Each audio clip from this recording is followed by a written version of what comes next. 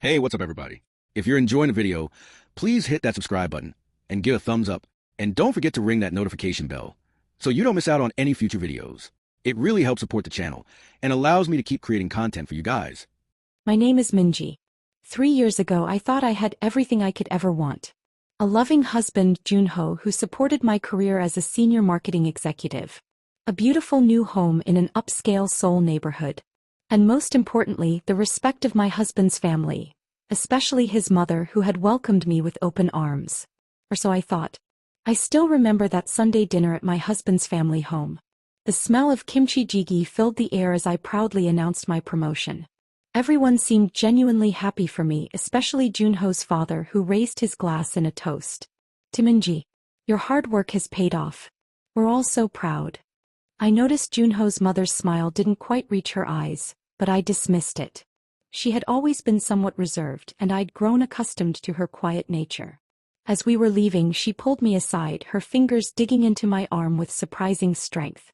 Minji, now that you've proven yourself at work, isn't it time to think about starting a family? Joon-ho isn't getting any younger, and neither are you. Her words caught me off guard, but I laughed it off.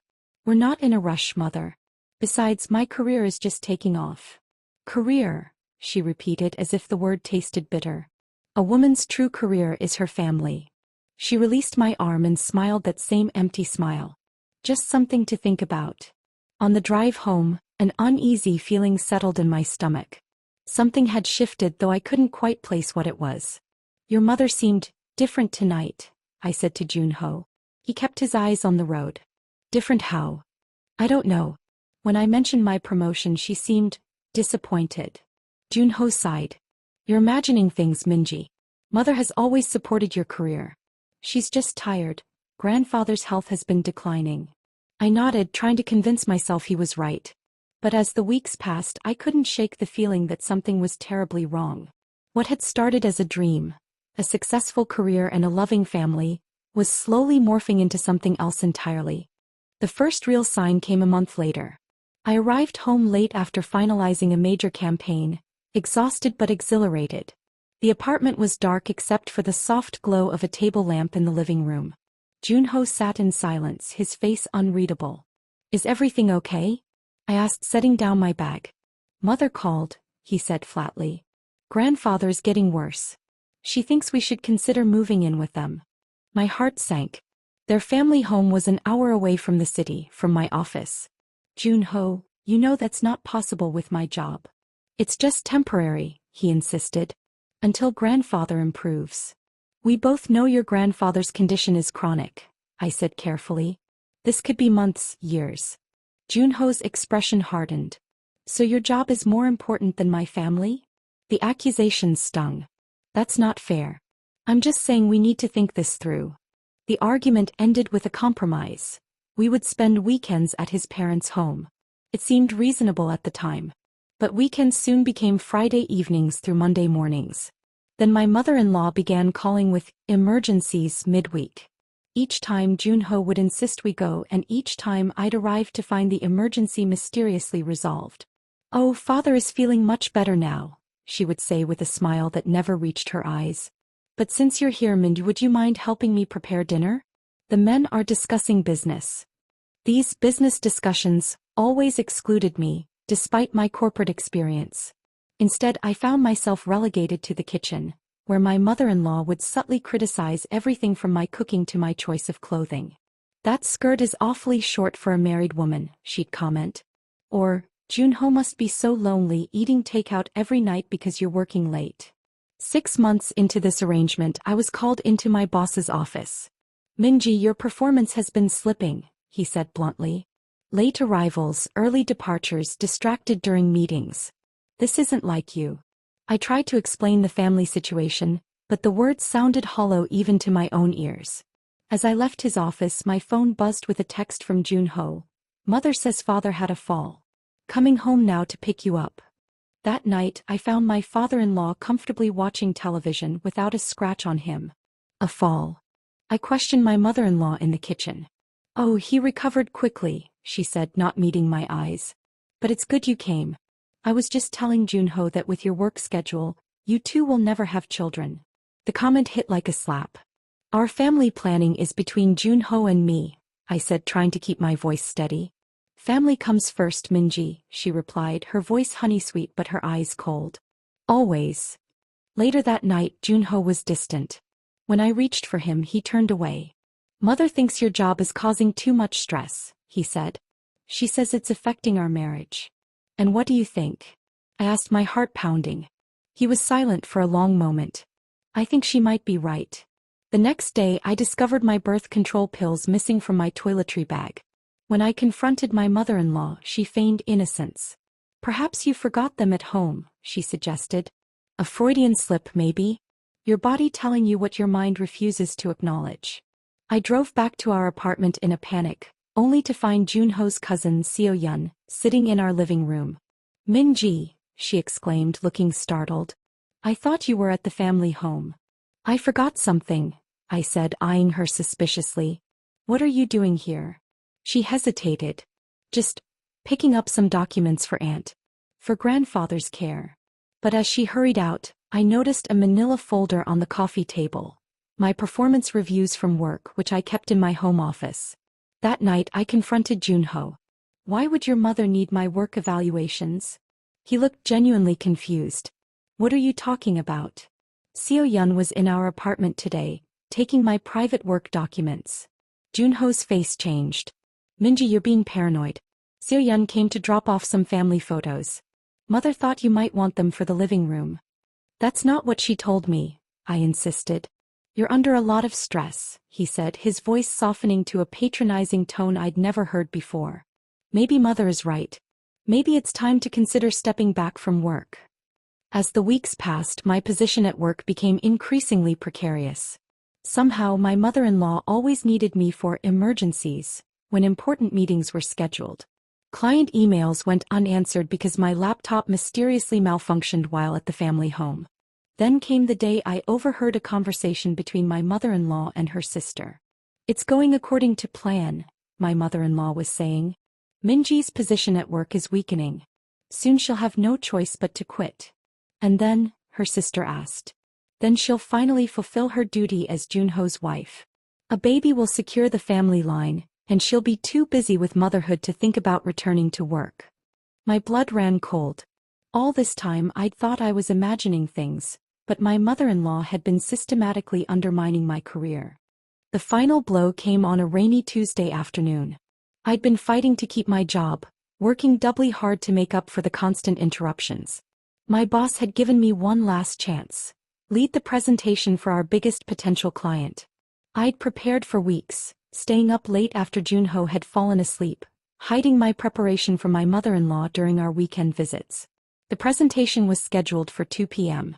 At 1:30, as I was making final adjustments in the conference room, my phone rang. It was Joon-ho, his voice frantic. Minji, you need to come home now. Mother has been in an accident. My heart stopped. What happened? Is she okay? She's at the hospital. It's serious. Please, Min, I need you. I looked at the presentation materials spread before me, then at my colleagues filing into the room. My career hung in the balance, but family came first, didn't it? I'll be right there, I said, gathering my things and making hurried apologies to my shocked boss. I drove through the rain in a daze, breaking speed limits to reach the hospital Joon-ho had named. When I arrived, breathless and soaked, the reception had no record of my mother-in-law. There must be some mistake, I insisted, panic rising. Kim Seon-ja. My husband said she was brought in an hour ago. After several frantic calls to Joon-ho that went unanswered, I drove to the family home. As I pulled up, I saw Joon-ho's car in the driveway. Heart pounding, I burst through the front door and froze. Sitting in the living room were Joon-ho, his mother, perfectly healthy, his father, and an elegant middle-aged woman I'd never seen before. Min-ji, Joon-ho said, standing awkwardly. You're here. Your mother. I began, confusion and anger warring within me. Is perfectly fine, as you can see, my mother-in-law said with a smile. Joon-ho must have misunderstood. Misunderstood. I repeated, my voice rising. He said you were in an accident. I left a critical presentation. Min-ji, Joon-ho cut in sharply. Not now. We have a guest. The elegant woman stood, extending her hand. Park Hee-young, she introduced herself. I'm the CEO of Kim Enterprises. Your husband has told me so much about you. I shook her hand automatically, my mind racing. Kim Enterprises was one of the largest conglomerates in Korea. What was its CEO doing in my in-laws' living room?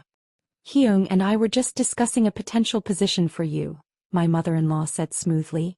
In our family's foundation. Part-time, of course. Perfect for when you start a family. The pieces suddenly fit together with sickening clarity. The emergency had been fabricated to sabotage my presentation. My mother-in-law had arranged this meeting as a way to offer me a face-saving exit from my career. You knew about my presentation today, I said to Joon-ho, my voice barely above a whisper. He couldn't meet my eyes. Mindy, please. This is a wonderful opportunity. Mother has gone to great lengths to destroy my career, I finished. And you helped her. Now, Mindy, my mother-in-law interjected, her voice syrupy sweet. No one is destroying anything. We're offering you a better path. A family-oriented position that respects your talents while allowing you to fulfill your duties as a wife and future mother. Pi duties. I repeated, my voice rising. And what about Joon-ho's duties? To support his wife. To protect her from manipulation and sabotage. The room fell silent. Seo Park looked uncomfortable, while my father-in-law studied his teacup with sudden interest. I think there's been a misunderstanding, Seo Park said diplomatically. Perhaps we should reschedule. There's no misunderstanding, I said, surprising myself with my steady voice. My mother-in-law has been systematically undermining my career for months. The constant emergencies, the sabotaged laptop, the stolen documents, all to force me to quit my job. Minji. Joon-ho gasped. That's enough. No, it's not enough, I continued, years of suppressed frustration boiling over. Because the worst part isn't what she did, it's that you knew. You helped her. You lied to me today, made me believe your mother was injured, knowing it would cost me my job. My mother-in-law's mask finally slipped. Your job, she scoffed. Always your precious job. Never your family, never your husband, never the grandchildren you owe us. I owe you nothing, I said, my voice dangerously quiet. Especially not children to be raised in a home built on manipulation and lies. I turned to leave, but Joon-ho grabbed my arm. Mindy, please. You're embarrassing all of us. I looked at his hand on my arm, then at his face. The face of the man I'd thought would always be my partner and protector. Let go of me, I said quietly. He didn't. I said let go. I shouted, wrenching my arm free with such force that Joon-ho stumbled backward, knocking over a priceless vase that shattered on the hardwood floor. The crash seemed to echo in the sudden silence. Now you've done it, my mother-in-law said, her voice cold. That vase was a family heirloom, passed down for generations. Like the tradition of crushing a daughter-in-law's spirit? I asked bitterly. Or is that a more recent family value? I turned to CEO Park. I apologize for the scene, but you should know what kind of family you're aligning yourself with. One that values control over compassion, appearances over truth. With that, I walked out, my legs shaking but my head high. Behind me, I heard my mother-in-law's voice, razor sharp. If you leave now, Min, don't bother coming back. I didn't even slow down. I drove aimlessly for hours, rain pelting the windshield, mirroring the storm inside me. My phone buzzed constantly, calls from Joon-ho, texts pleading for me to come home to talk, to be reasonable. But what was reasonable about what had happened? What was reasonable about a family that would destroy my career to force me into their narrow conception of a daughter-in-law's role? Eventually, I found myself parked outside my office building. It was nearly 8 p.m., but lights still burned in the conference room where my presentation should have happened. With nothing left to lose, I went inside. My boss, Director Kong, was alone reviewing documents. He looked up, surprised to see me. Minji. I didn't expect to see you again so soon. I need to explain what happened today, I said, my voice hoarse from crying. He gestured to a chair. I'm listening. I told him everything. The months of sabotage, the false emergency, the ambush meeting with CEO Park. To my surprise, he didn't interrupt, just listened with growing concern. When I finished, he sighed deeply. I suspected something wasn't right. Your performance declined so suddenly, and it didn't fit with the Minji I hired. I know I've let the company down, I began, but he held up a hand. The client didn't sign, he said. Not because of your absence, but because they felt the proposal wasn't innovative enough. They've given us 2 weeks to revise. Hope flickered, fragile as a candle flame. You mean? I mean you have 2 weeks to create a presentation that will blow them away, he said firmly. If you can deliver, your position here is secure. If not. He didn't need to finish the sentence. I understood the stakes. I won't let you down, I promised. For the next 2 weeks I moved into a hotel and threw myself into work. Joon-ho's calls became less frequent, then stopped altogether. On the night before the presentation, I received a text from an unknown number. It was Seo-yeon, Joon-ho's cousin. Minji, you should know, Joon-ho has filed for divorce. His mother has been planning this for months. She has photos of you with Director Kong taken out of context. She's claiming infidelity. My hands shook so badly I nearly dropped the phone. More manipulation, more lies. But I couldn't fall apart now, not when I was so close to salvaging my career. The next day I gave the presentation of my life. Every question anticipated, every objection addressed. When I finished, the client Seo stood and shook my hand. Impressive recovery, Ms. Kim. We look forward to working with you personally on this project. Director Kong was ecstatic. I knew you could do it. This is the biggest account we've landed in years. As we celebrated with the team, my phone buzzed with a text from Joon-ho. We need to talk. Please come home. Home. Was it still home?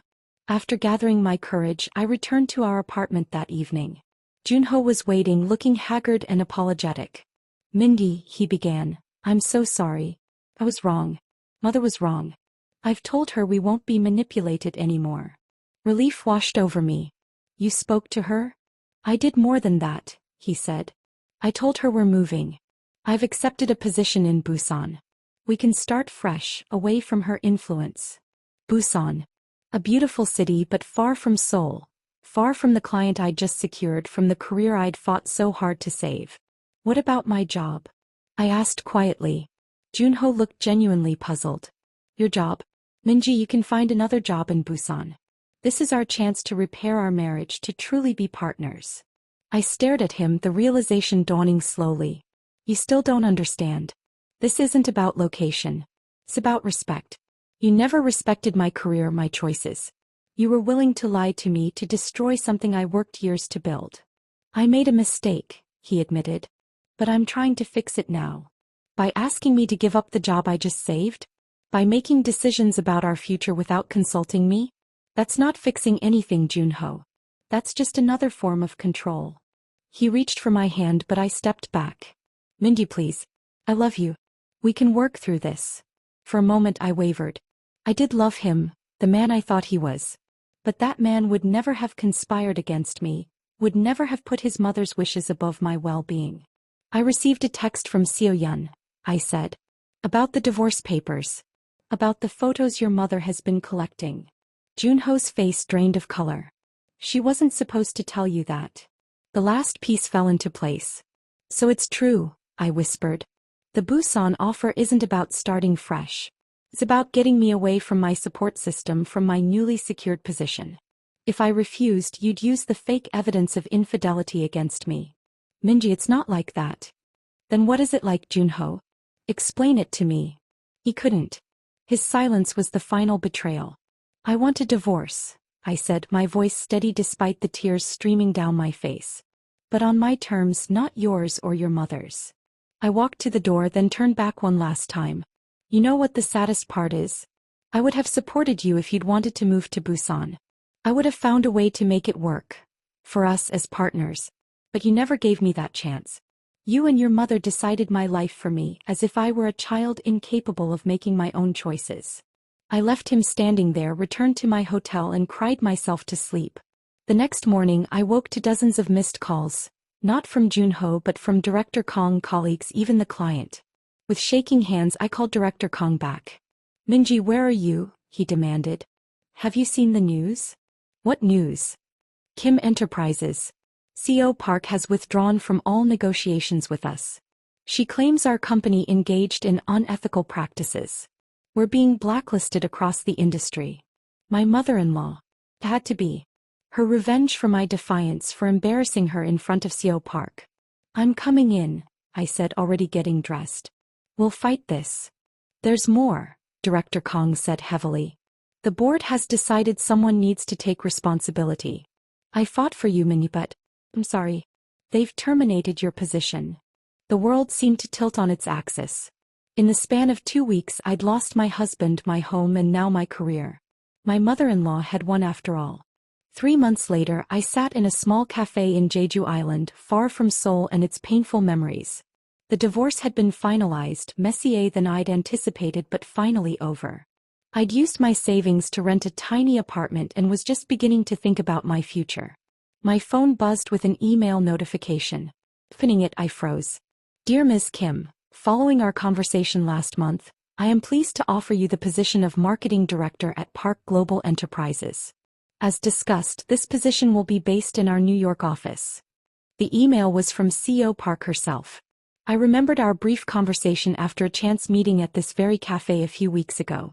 She'd approached me, apologized for her role in what happened, and mentioned she'd been impressed by my presentation despite the circumstances. I hadn't dared hope it would lead to anything. As I stared at the email, my phone rang. It was a Seoul number I didn't recognize. Hello. Min-ji. My mother-in-law's voice, cold as ever. I heard about your divorce being finalized. Such a shame. Joon-ho is already being introduced to suitable matches. My hand tightened around the phone. Congratulations. I'm sure you'll find someone more compliant. You think you've won, she continued as if I hadn't spoken. But you've lost everything, your husband, your home, your career. Was your pride worth it? I looked down at the email still open on my screen. New York. A fresh start, an ocean away from her influence. Actually, I said, allowing myself a small smile, I think I've gained something far more valuable than anything I lost. And what's that? She scoffed. Freedom, I replied simply. Goodbye, mother. I hung up before she could respond, feeling lighter than I had in years. As I walked along the Jeju coastline that evening, watching the sun set over the ocean, I thought about the journey ahead. New York. A new position. A new life. I'd lost a battle I never even knew I was fighting, but perhaps in the end I'd won the war. Or had I? As I prepared to board my flight to New York 2 weeks later, I received a text from Seo Yun. Be careful in New York. Aunt has connections at Park Global. This isn't over. I stared at the message, a chill running down my spine despite the warm airport terminal. Was I truly escaping or just entering another trap? Had CEO Park's offer been genuine, or another elaborate scheme orchestrated by my mother-in-law? As the final boarding call echoed through the terminal, I made my decision. Whatever awaited me in New York, freedom or another battle, I would face it on my own terms. After all, I was no longer the naive Min-ji who had once believed family always came first. I had learned the hard way that sometimes, the only person you can truly count on is yourself. The future was uncertain, but one thing was clear. I would never again let anyone, not even family, dictate the terms of my life.